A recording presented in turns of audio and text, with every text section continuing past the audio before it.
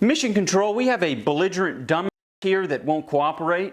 One small announcement before we get started is that I've joined Overwatch Tier 4 Team Dystopia, Tier 4 meaning that all the players are at least mid-masters with frequent peaks at low GM. I'll be analysing some of my own scrims with the team on Twitch, editing them, and possibly uploading them to YouTube since they're quite densely packed with useful concepts. Without further ado, here's the guide. Ball's primary fire, Machine Gun Kelly, makes him tear his quad automatic assault cannons apart with an RPM of 1500 alongside each shot dealing 5 damage and an ammo capacity of 80 rounds. Firstly, you can perform a reload animation cancel as Duel explains here. Technically, you reload in crab mode after 0.95 seconds, but you can't shoot until the animation finishes at 2 seconds. In other words, if you want to maximize your damage per second, you can do one of the two things. 1. Melee, or 2. Quick grapple into Fireball. Secondly, similar to D.Va, you can use your quad cannons to spy check for Sombra whilst the enemy team is staging. The Hunters also appear to be completely ready for the Sombra counterpick, as their composition is well suited to disrupt her. Wrecking Ball and Zarya both have lots of ammo for spraying and spy checking. Thirdly, you should take the time to readjust your aim with melee when shooting a target in close range. First, try and track as many shots as possible on the enemy, and when you're about to miss, hit him with a left hook. While this is happening, use the time locked in melee animation to adjust your aim. Note that even if you're not in melee range, you should still take the extra half a second to readjust your aim instead of mashing down M1. Ball's first ability, Lucius Beat on cooldown, provides a minimum of 100 temporary shields, granting 100 additional shields per enemy within the 8 meter radius. The shields last 7 seconds, with a total cooldown of 15 seconds. Firstly, you should preemptively use your shields when you are about to take CC, and vice versa, as Sparlow further elaborates here. Remember we talked about how, I think this is the last VOD we did of you and Eichenwald, whether you have to kind of read the situation and decide whether you need to pop your shields early with the anticipation of CC burst. Well, yeah, they're running Hog, but they're running Doomfist, who's dead, and Tracer. None of those are going to really burst you down instantaneously. I would not be afraid of waiting to pop adaptive shields when you need to. Because if anything, if Hog hooks you and pulls you in towards his team, you'll get better adaptive shield there, and they don't have the damage to be able to burst you down. This adaptive shield, completely unnecessary. Secondly, keep in mind that your shields are blocked by barriers. Whilst this seems irrelevant, when the enemy team play counter dive, meaning that they dive second as soon as you dive, your shields can be easily nullified by an unexpected Winston barrier, hence you should shield prior to this. Thirdly, keep in mind that you don't have to use adaptive shields every single time you engage with Piledriver. Ball players often use adaptive shields when escaping shortly after using Piledrive, which is a waste if you don't anticipate high amounts of burst damage. Ball's second ability, Batman's Grappling Hook, makes Ball launch a Grappling Claw, allowing him to anchor to an area and swing from it, gaining immense speed. When Ball has reached at least 50 meters per second whilst in grapple, he will enter a Fireball mode, which deals 50 damage to any opponent who touches him, lasting 1.5 seconds. The maximum range for the claw is 23 meters, with a cooldown of 5 seconds. Also keep in mind that by using the Grappling Claw, you will automatically go into Ball form, which has a base movement speed of 10 meters per second alongside covering your head hitbox. If you didn't know this already, you also go into third person, which means that you can scout whilst on cover, as Diesel further explains here. Spy checking is good as Ball, but holding a position where you can deny Sombra's pathing and scout the enemy rotation and potentially disrupt it from that position is just better. Had he been hiding in the halls this fight, he could have seen this pathing sooner and booped the enemy Winston out of the safety of his bubble. But because he didn't do this, Shengdu is quickly losing map control. Now, since I can't include every single possible piece of tech in this guide, I highly recommend you check out Roadrunner's 57-minute video on Ball. For now, I'll be including a mix of common, useful, and advanced pieces of tech. Firstly, you can B-hop whilst in Fireball mode, which is done by jumping every single time you hit the ground, helping you to maintain more of your momentum over time. Secondly, you can immediately stop your momentum by exiting your Ball mode. This is used to prevent you from rolling off the edge of maps, or for you to land damage from your quad cannons ASAP. Thirdly, you can perform a double boop as the streamer Ball explains here. To perform a double boop, start with a long grapple ahead of their position. Roll into them with Fireball and boop them once. Tap S or down immediately to slow down enough to lose the Fireball, and then press W or forward to ignite your Fireball again. Note that since the speed required to Fireball is 15 meters per second, a friendly Lucio may mess up your timing, and you can perform more than 2 boops, but this is heavily dependent on map geometry and timing. Fourthly, learn the minimum distance needed for a quick Fireball, as Diesel further explains here. Quick Fireball, whether it be for speed or for damage, every baller has to get the basics right. Learn and master the timing and distance needed for Fireball startup so that you can maximize your cooldown usage and end up with less awkward interactions where you're just smacking your ball against people. Fifthly, you can perform a wall jump against slanted surfaces by jumping as soon as you come into contact with them. For the next tip, here's Yeezel explaining how to do a wall jump against flat surfaces. 1. Movement input towards the wall. 2. Release movement input as you're about to touch the wall. 3. Use the opposite movement input and jump.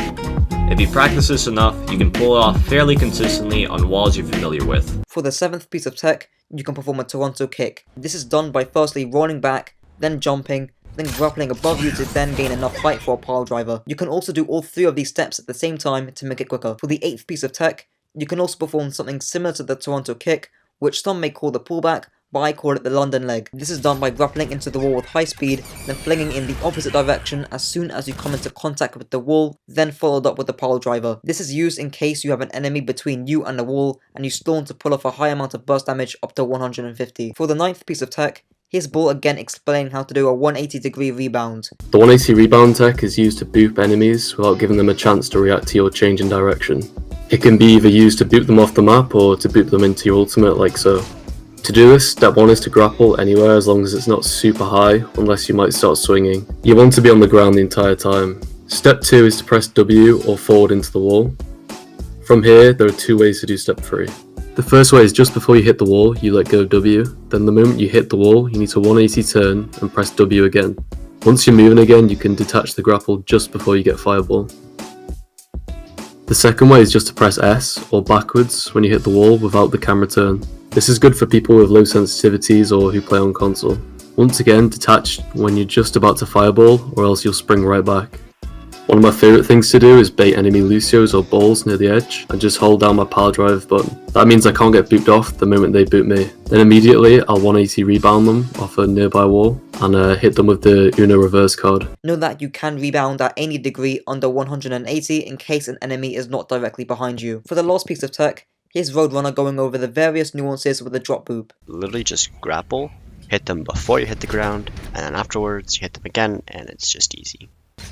You can add a slam onto the end of this, going for a double boop slam, which would do 200 damage. Another weirder combo would be to cancel your boop with a slam, so as soon as you hit your first one on the head, as you're still midair, you slam, bursting 150 damage.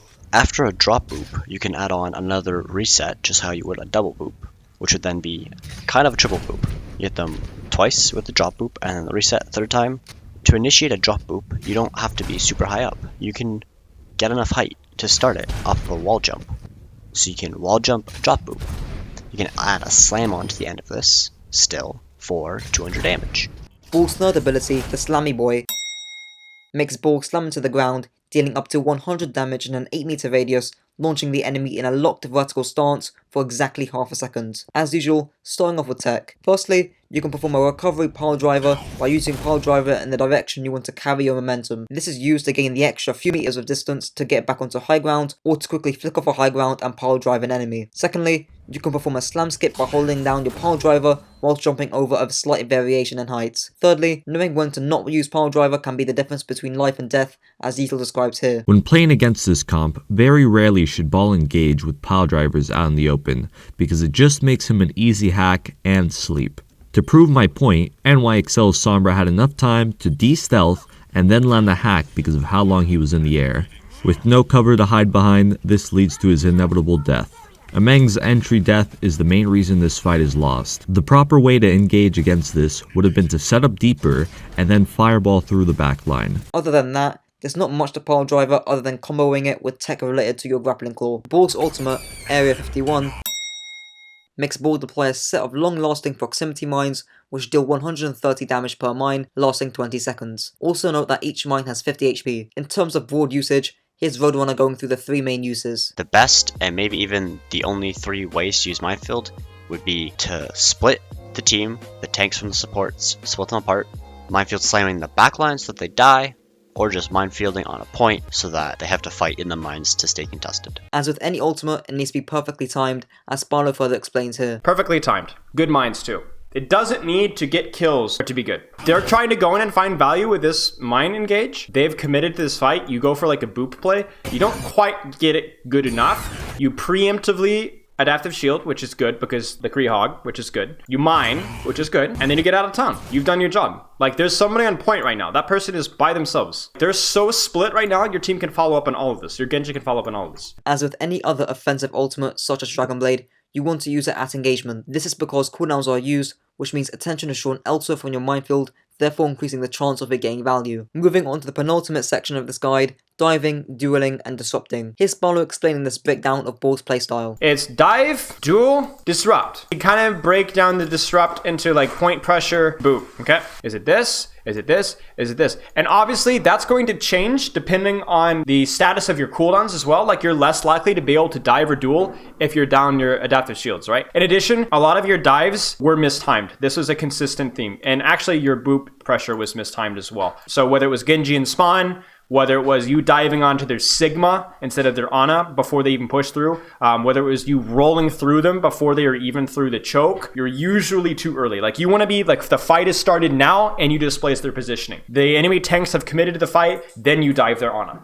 And that screws them up because now they're already in a position to where they don't want to go and deal with what the heck's going on back there. They're looking this way. There's people shooting them in the face. And if you're going in first and they just shoot you and they clear you out and then they use their cooldowns in your team while you're going to get a mega health pack, that's a 5v6. And you fed ult charge. As well as, obviously don't go for your boop role plays if half of your team isn't even there or a member of your team isn't there to follow up on it. And if they're not in a position to get booped. When playing Ball against compositions that have high damage and CC, such as McCree, Hog Mei, you want to live in the backline of the enemy due to the lack of peel. This means you live off mega health packs, and you can't let a little bit of CC disrupt you, as Sparlow elaborates on here. And I wouldn't take that as a situation for you to run away either. You get hooked, so what? Like, you go into the backline, you grab the mini, you get the mega underneath it, and then what are they gonna do? Your perfect rollout gets screwed up, and you panic and roll back to your team. But all it does is it doesn't make you any safer, it pulls attention away from your supports who are already under enough pressure as it is, and it means that for you to actually access the backline, it takes you even longer. Keep in mind that if DPSs such as Mei, McCree, Sombra or Hog decide to play in the backline to counter this playstyle, you must time your engagements onto their backline for when your team pushes in. You drawing and tanking CC abilities from these heroes will give the rest of your team an advantage in the frontline matchup.